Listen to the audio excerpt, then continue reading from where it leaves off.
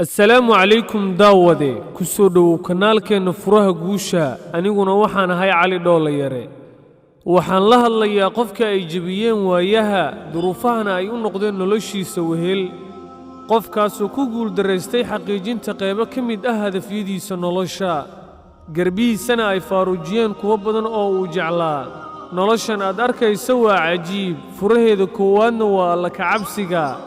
haddiiba aad doonaysid inaad noqoto mid guulaystay waa inaad marka ugu horraysa aad hagaajisaa xiriirka kaala dhexeeya allah subxaanahu wa tacaala mar walbana waa inaad ahaataa mid ay maladiisu wanaagsan tahay macquul ma ahan inaad xaqiijiso guulo waaweyn adigoon marin waddooyinka guuldarrada iyo niyadjabka waddooyinka fashilka iyo murugooyinka waxaa laga yaabaa mararka qaar inaad weyso qof kugu dhiirigeliyo waxa aad doonaysid mustaqbalkaaga inaad xaqiijiso waxaana macquul ah in dadka kuugu dhow ay noqdaan kuwa ugu horreeya ee ku mucaarada balse adigu ha dhegaysan hadalkooda keliya diiradda saar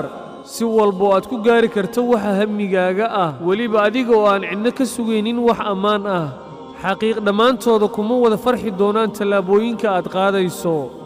balse adigu noqo mid aanan marnaba ka daalin ka dhabaynta hadafyadiisa nolosha marnaba wax muhiimad ah siin raaligelinta dadka kale way dhibaysaa inay arkaan adiga oo guulaysanaya way dhibaysaa inay arkaan adiga oo wax cusub samaynaya sidoo kale way dhibaysaa dadka qaar inay arkaan weliba adiga oo lagu ammaanayo